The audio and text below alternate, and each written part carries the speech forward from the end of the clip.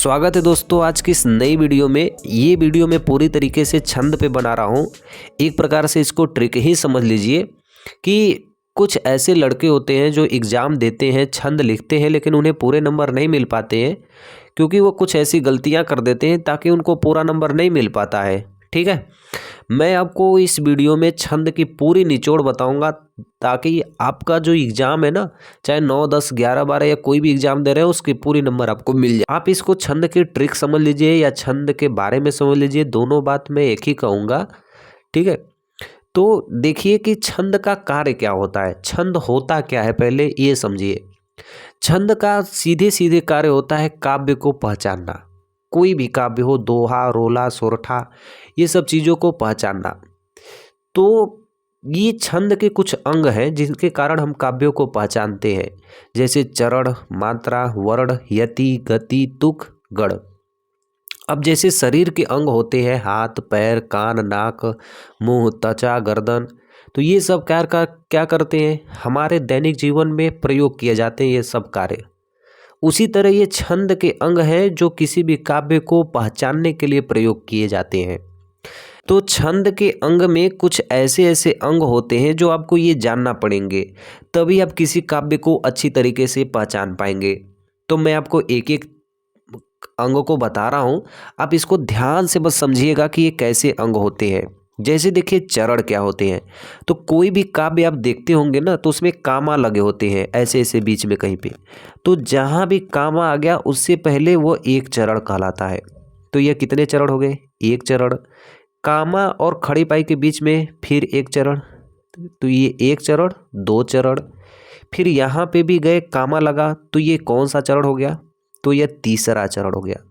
यहाँ से यहाँ तक कौन सा चरण हो गया, चौथा चरण हो गया। तो कामा से पहले या बाद में के चरण कहलाते हैं। तो इस काव्य में कितने चरण हैं, 4 चरण हैं। फिर इसके बाद दूसरे नंबर पे मात्राएं आती है।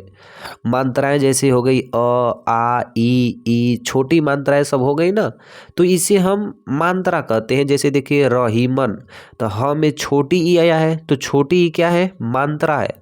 पानी में देखिए प में आ आया है, तो आ क्या है, मात्रा है। न में बड़ी आया है, तो क्या है, मात्रा है। तो इसी तरह मात्राएं के द्वारा भी हम काव्यों को पहचानते हैं। उसके बाद देखिए वर्ण। वर्ण यानी ध्वनि की सबसे छोटी इकाई वर्ण कहलाती है।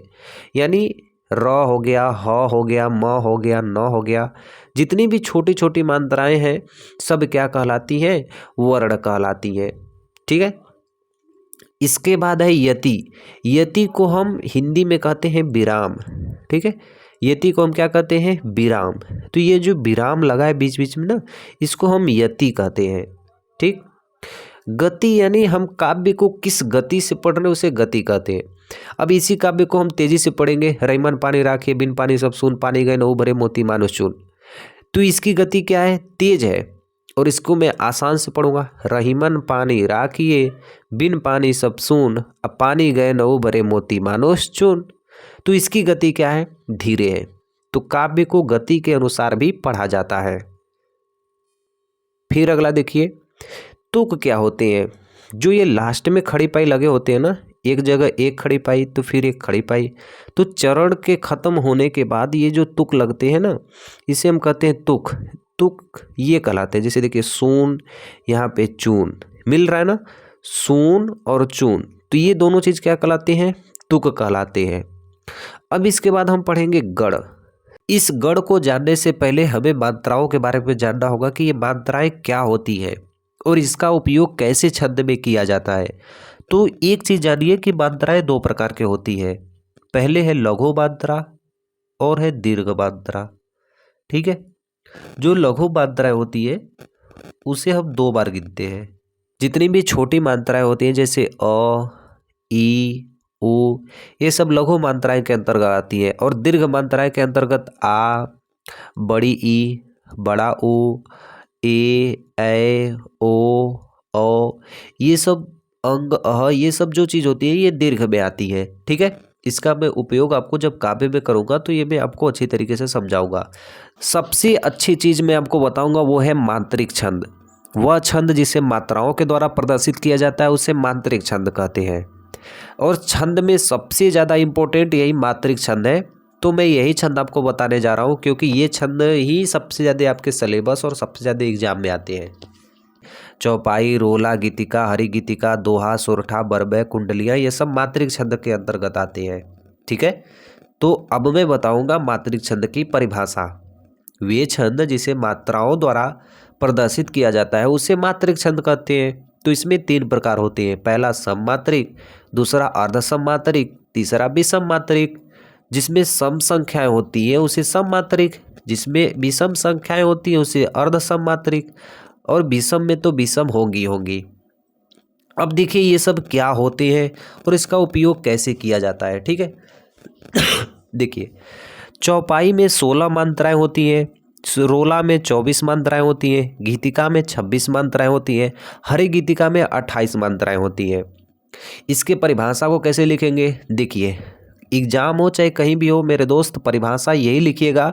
जैसे देखिए चौपाई का हो गया, चौपाई एक सममात्रिक छंद है, इसमें 4 चरण होते हैं, प्रत्येक चरण में 16-16 मात्राएं होती है।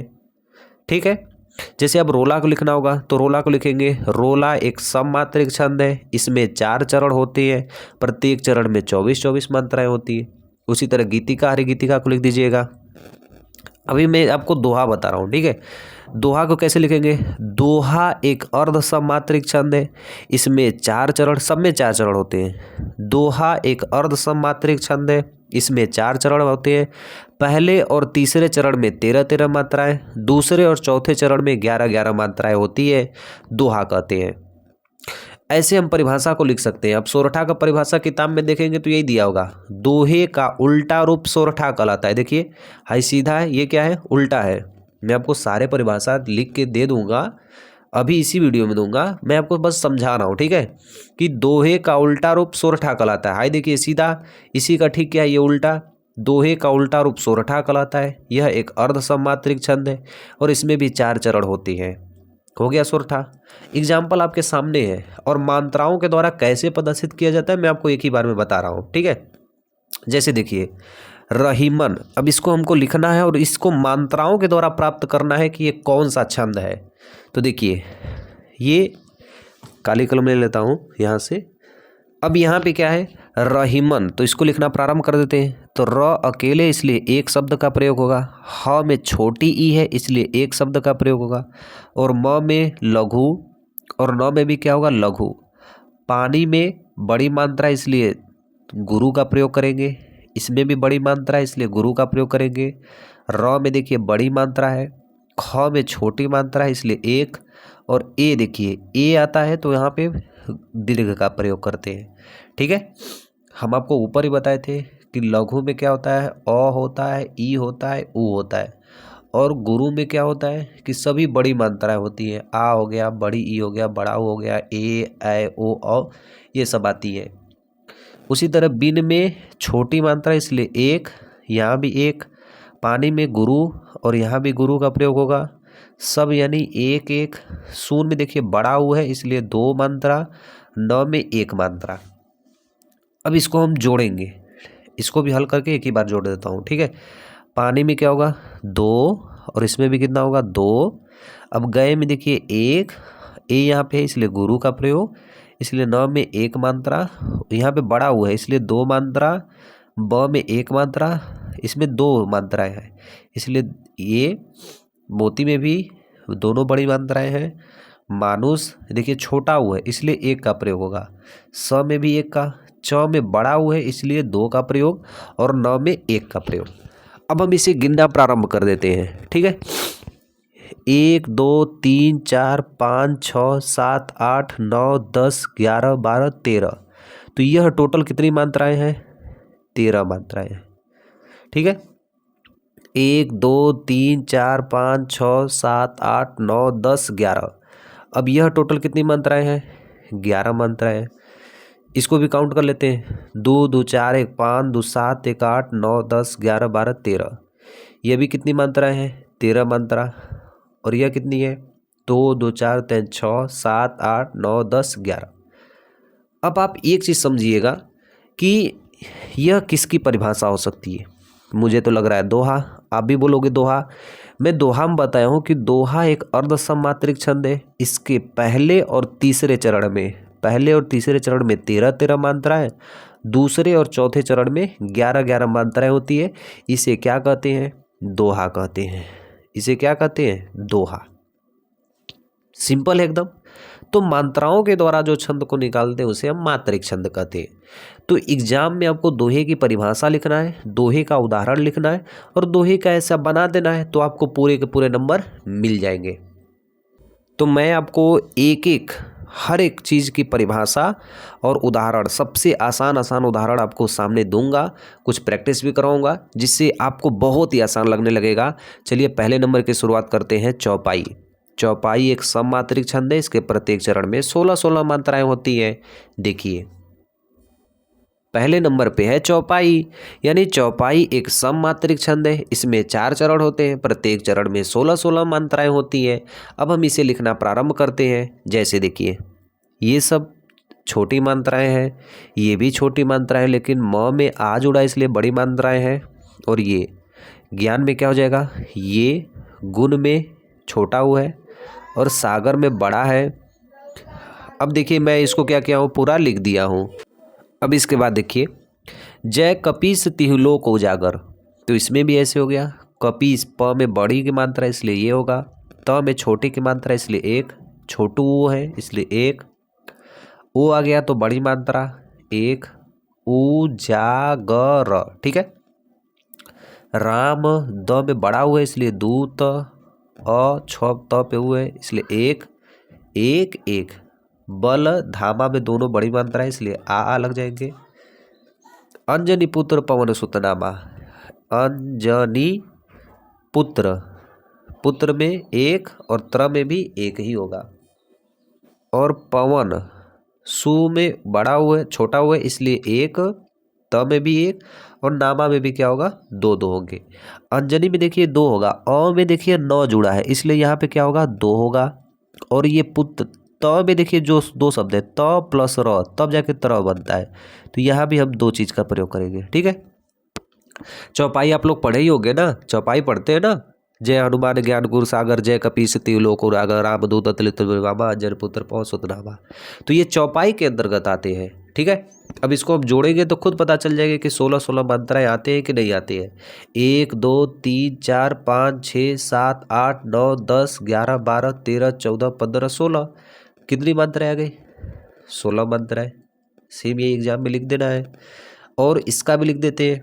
1 2 3 4 5 6 7 8 9 10 11 12 13 14 15 16, इसकी भी कितनी मात्राएं आ गई? 16 मात्राएं। इसकी भी 2 3 3 6 4 10 11 12 13 14 15 16, इसकी भी 16 मात्राएं। ठीक है। सेम इसका भी लिख देते हैं। 2 2 4 5 6 7 8 9 10 11 12 13 14 15 16, तो इसकी भी 16 मात्राएं आ गई। तो क्या हमने किया कि हमको पूरी चीज़ प्राप्त हो गई? हमने ये देखा कि जितने भी चरण हैं सबके चरण में कितने हैं? 4 चरण हैं और प्रत्येक चरण में कितनी मात्राएं हैं? 16 मात्राएं हैं। तो चौपाई का यही परिभाषा होता है ना भाई, कि चौपाई एक सममात्रिक छंद है और इसमें 4 चरण होते हैं। हर एक चरण में कितनी मात्राएं होती है? 16 मात्राएं होती है। यदि 16 मात्राएं आ रही है तो कौन सा चरण है? चौपाई चरण है, चौपाई छंद है। ठीक है। अब उसी तरह देखिए रोला। तो रोला की परिभाषा क्या होती है? रोला एक सममात्रिक छंद है, इसमें 4 चरण होते हैं और इसमें 24-24 मात्राएं होती हैं, जो कि मैं स्टार्टिंग में ही आपको बता दिया हूँ। मैं आपको ये उदाहरण आपको प्रैक्टिस करने के लिए दे रहा हूँ, तो साथ साथ मेरे आप भी उदाहरण प्रैक्टिस करिएगा ताकि आपको सारी चीज़ें की नॉलेज एकदम अच्छी तरीके से प्राप्त हो जाए। ठीक है। जैसे देखिए हे में, देवी में, सही कर रहा हूँ ना। फिर यह छोटी मात्राएं हैं, न में भी छोटी मात्राएं हैं और यम में एक मात्राएं लिख दीजिएगा। स में देखिए र जुड़ा है, स में र जुड़ा है तब श्री बना है, तो यहाँ पे 2 मात्रा। यहाँ पे देखिए एक स है, टी है, लेकिन इसमें छोटी मात्रा इसलिए 1 लिखेंगे। अब म में ए जुड़ा इसलिए 2 मात्रा, सदा अटल है। ठीक है। अब ये देखिए दूसरी लाइन, रह सकता है बड़ी मात्रा है, वह ही बड़ी मात्रा है इसलिए ये बनेगा। और उसके बाद सुरक्षित छोटी मात्रा है, ये भी छोटी मात्रा है, ये भी छोटी। जो, ब ल वा न है में बड़ी मात्रा है। एक एक स्टेप बाय स्टेप में करते जा रहा हूँ, ठीक है। निर्बल में छोटी मात्रा है इसलिए एक, ब में दो है क्योंकि ब और र है, ल में एक, का है में बड़ी मात्रा, नहीं ह में ये वाली मात्रा है ना, तो इसलिए मैं इसको लिखूंगा ऐसे बड़ी मात्रा के लिए। जगत में कहीं ठिकाना, ओहो यहाँ पे बड़ी मात्रा, यहाँ पे भी बड़ी मात्रा, ठीक है। सेम प्रोसेस लास्ट वाले में भी कर देते हैं। रक्षा साधन उसको प्राप्त, प्राप्त ये छोटी मात्रा के अंतर्गत आते हैं।